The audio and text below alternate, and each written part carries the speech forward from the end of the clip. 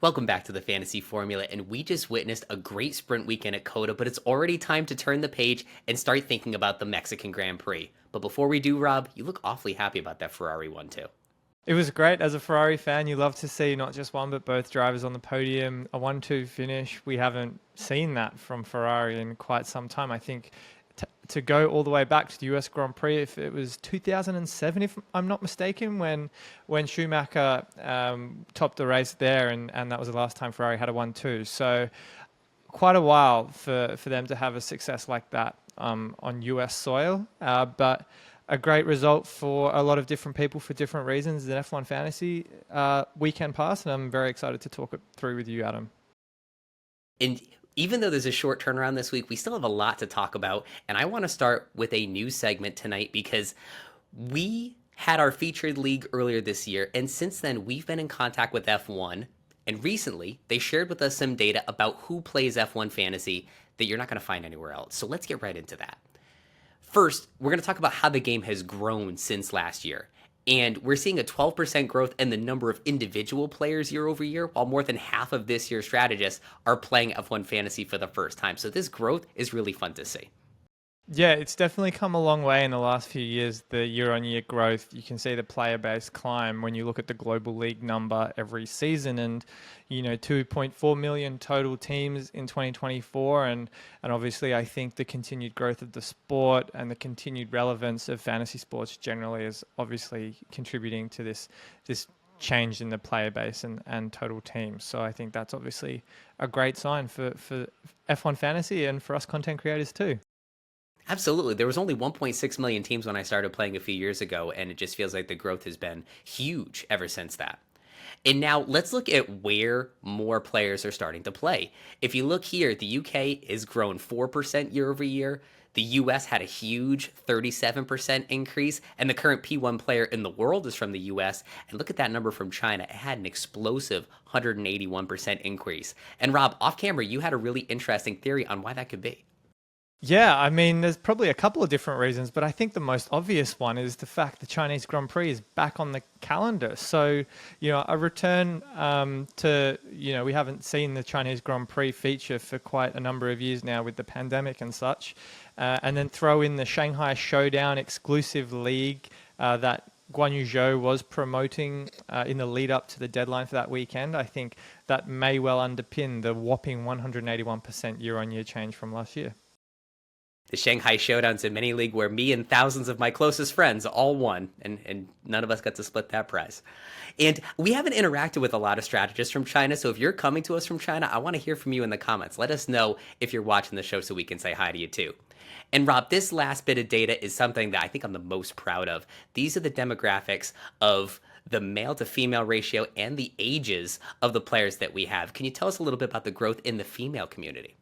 Yeah, almost 1/4 of the total player base are women. I think that's really, really exciting. Great for the sport. I'm definitely seeing a lot more engagement from female fantasy strategists on Twitter and YouTube. And I think that's obviously such a great addition to the community. But I think another really telling statistic is that many of the players, almost half, are under the age of 25. So there's this huge push from this younger generation of fantasy sports folks that have a passion for Formula One and plenty of other sports. And I think this kind of momentum shift from that younger cohort is such a important data point for the game, because I don't think F1 Fantasy is going anywhere anytime soon, and I don't think young folks are going anywhere anytime soon either. So I think that the longevity for F1 Fantasy is obviously such a great proponent, and I think that's going to continue into the years ahead.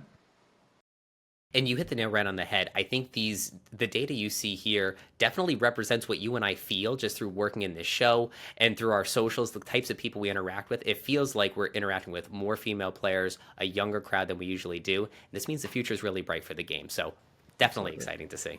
Absolutely. Rob, let's move on to our winners and losers from COTA, and I'll let you have the floor with the big winner, Charles Leclerc.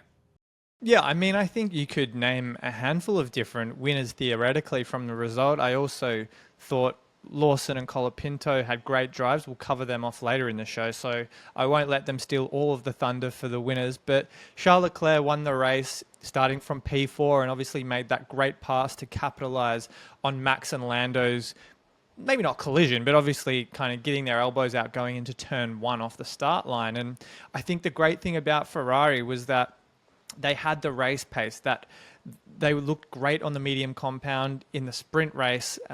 Sainz was all the way up into P2 and Leclerc was really pushing Lando towards the end of the sprint race, and that good form from what we saw all the way back in free practice carried all the way through until the Grand Prix. And Charles had his best fantasy result of the season, 55 points, the driver of the day, and the only driver from the weekend that had the maximum price increase for their asset class. Yes, 0.2 million isn't a lot when you compare it to, you know, the 1 million price rises that B and C tier assets can get. But I think a huge boon for his owners points wise, and he just continues to climb. It's now his second win in the last 4 races. So a great result for Charles and a great result for Ferrari fans. Absolutely. This was Charles's highest fantasy score since Australia 2022, so a really big result and his 4th driver of the day. He's definitely a sneaky contributor in that category, and this result had such a huge impact on the championship. Now he's just 22 points behind Lando in the World Drivers' Championship. Meanwhile, Ferrari sit just 8 points behind Red Bull in the Constructors' Championship. So these last 5 races are going to be really interesting. It's now become a 3-headed race.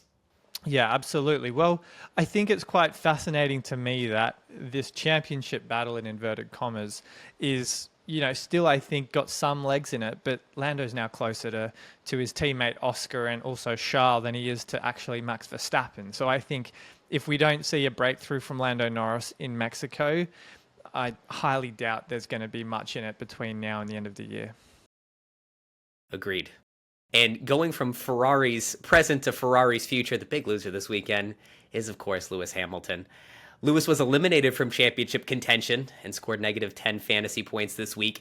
And because he's an A-tier driver, he lost that 0.7 million in value. And it's the first time since Verstappen's DNF in Australia that a driver has lost so much in value.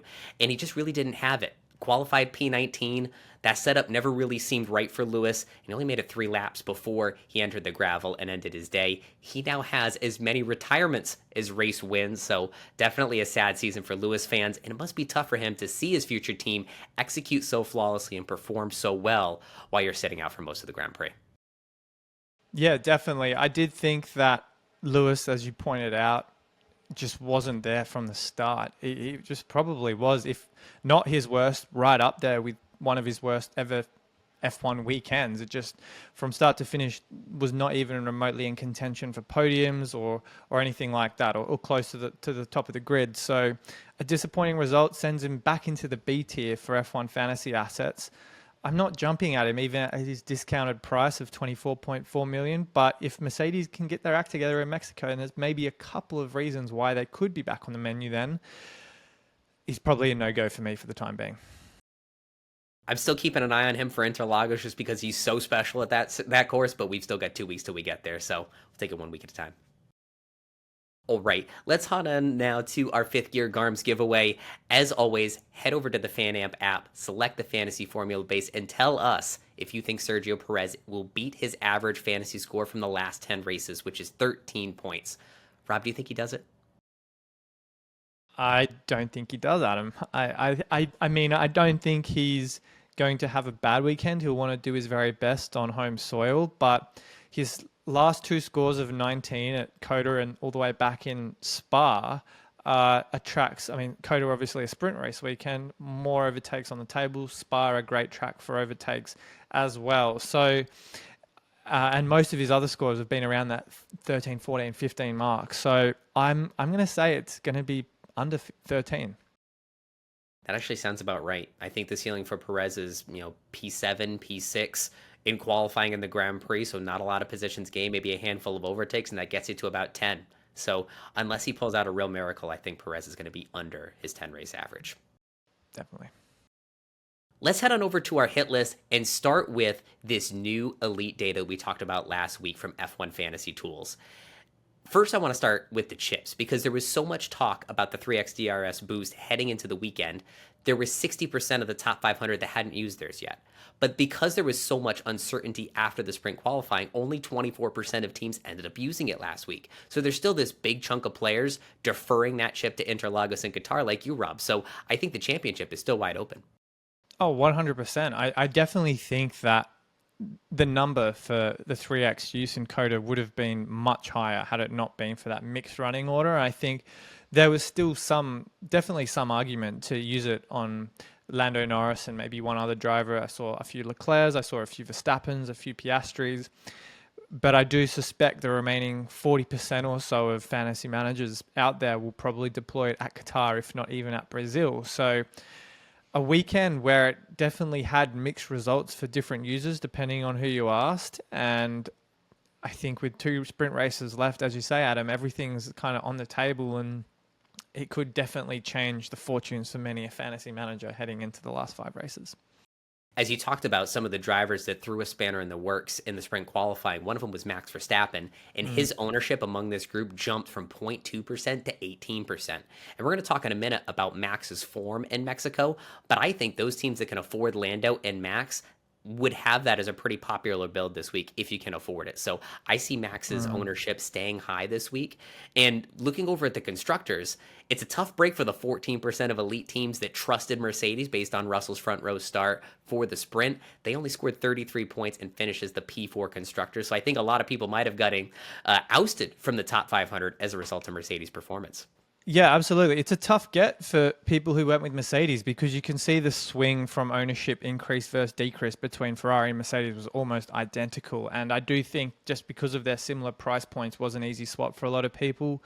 I personally wasn't ever convinced Mercedes were going to be quite up there. I think they had their moments, but as I think we've talked about several times this season so far, Mercedes have had times throughout the season where in free practice they've looked decent or had a moment here or there where they put in a really good lap, but over the Grand Prix or even in sprint races they've fallen off a cliff. And I'd really need to see, I think, with 3 free practices coming up in Mexico, convincing results from Mercedes, both Lewis and George, who had pretty rotten weekends, all things considered, fantasy results aside, to move towards the constructor asset pretty convincingly. I think the one thing in their favor over Ferrari right now is that they are a B tier asset, whereas Ferrari is now 25 million in the A tier. So price increases are obviously a lot less for Ferrari, but that's the one reason in favor of Mercedes right now until such time we see anything different in the free practice sessions.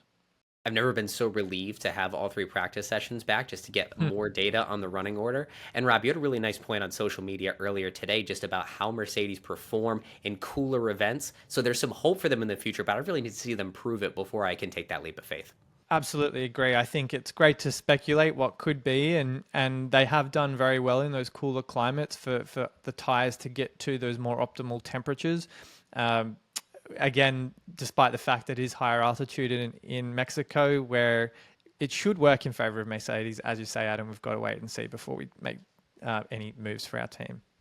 The last big trend here is the love for the rookies. Franco Colapinto became the most owned driver in this group at 90%, and Liam Lawson was added on 12% of teams, and they both delivered. We'll talk about that in just a moment, but Rob, you can see there's a clear pattern that the top teams in the world love these rookies.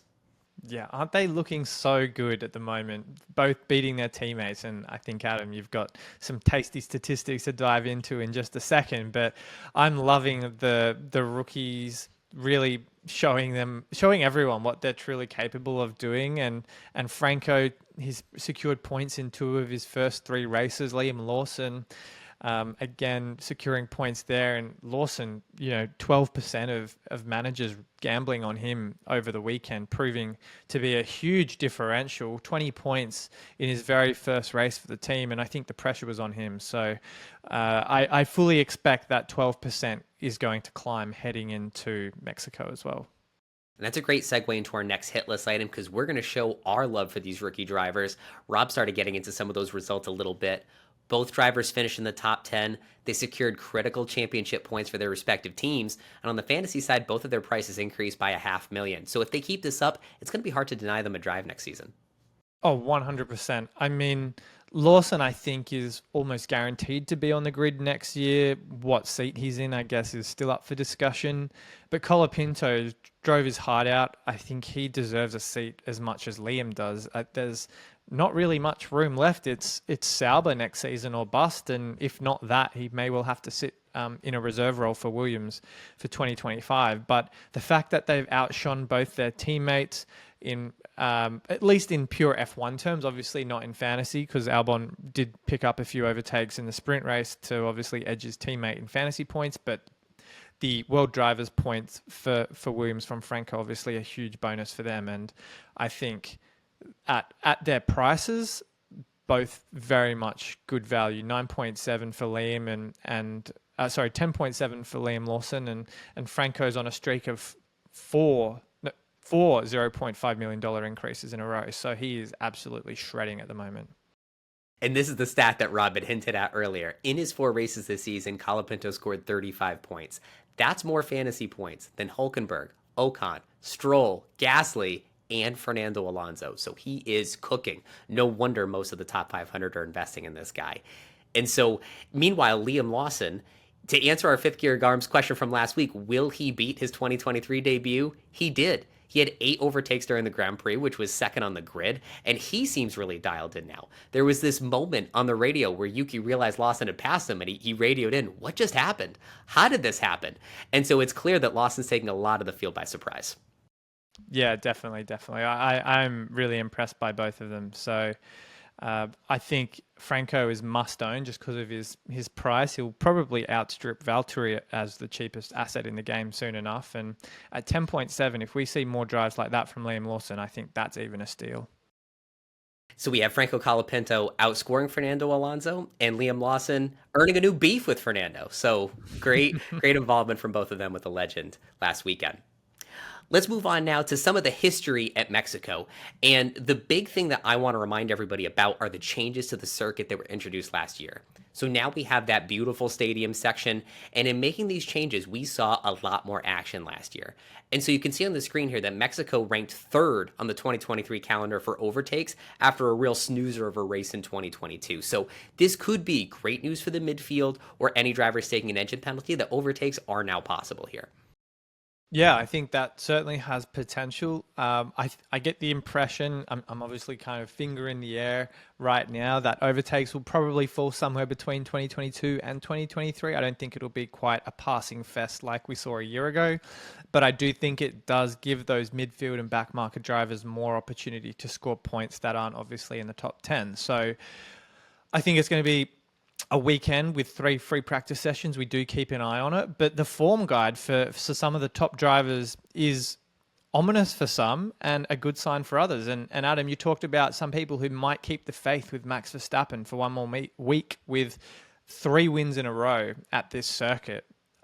Is there a case to be made for the most expensive driver in the game?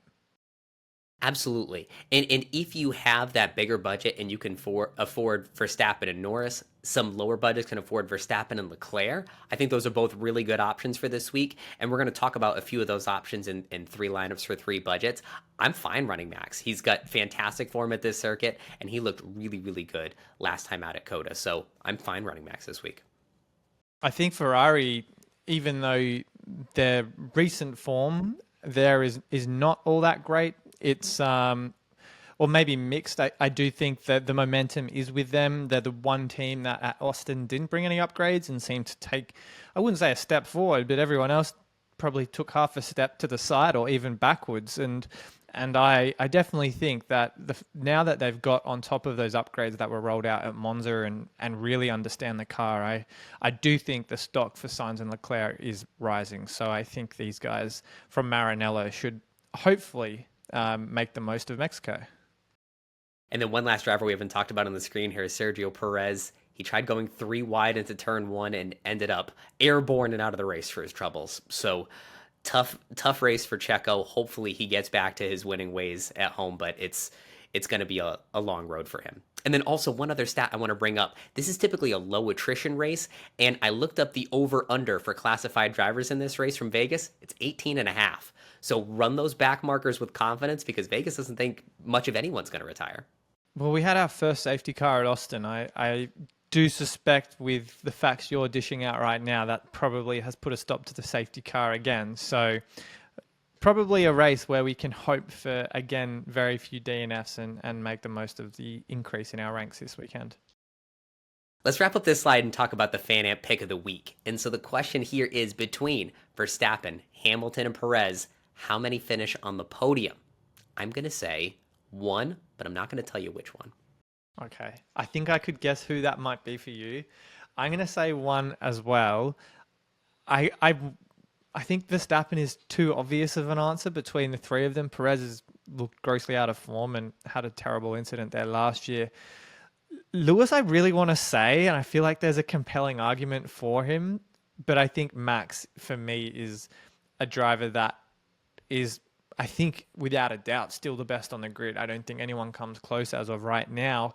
The car is much more competitive than it was a week or a race ago, and I do think that that track record there also is a great sign for him. So he can take that with confidence, and I'm going to say Max Verstappen, top 3 finish at Mexico.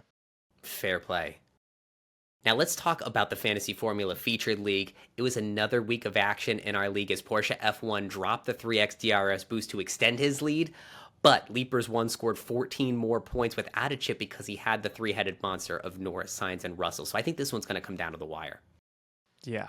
I think anyone that can get to 3 premium drivers like Andrew can, despite that red arrow there, is definitely in the box seat. And Sainz and Russell both had blistering weekends in Circuit of the Americas fantasy wise. So if he can keep that up, I think it's 30 points, 32 points between him and Raheem.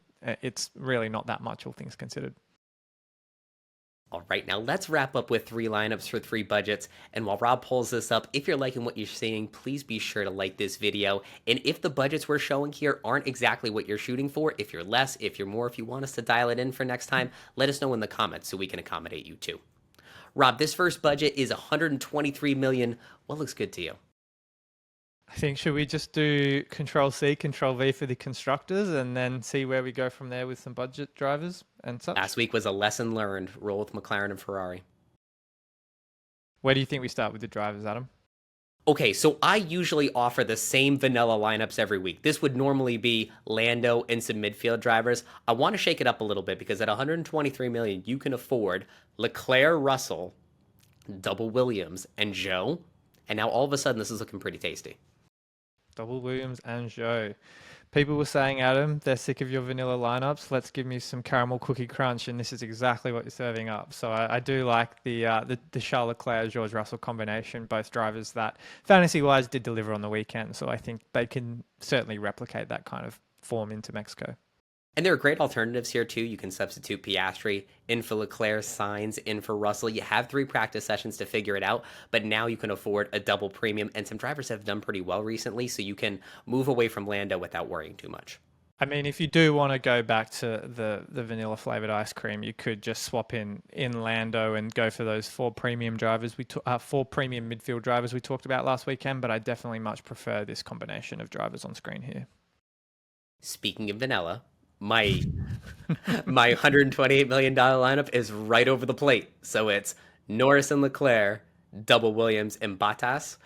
And so similarly here, you can substitute Piastri in for Leclerc and run triple McLaren. If they're looking really good, you could run triple Ferrari in this spot and use that extra budget to upgrade your midfield. So you have some options at $128 million, but I like Old Faithful.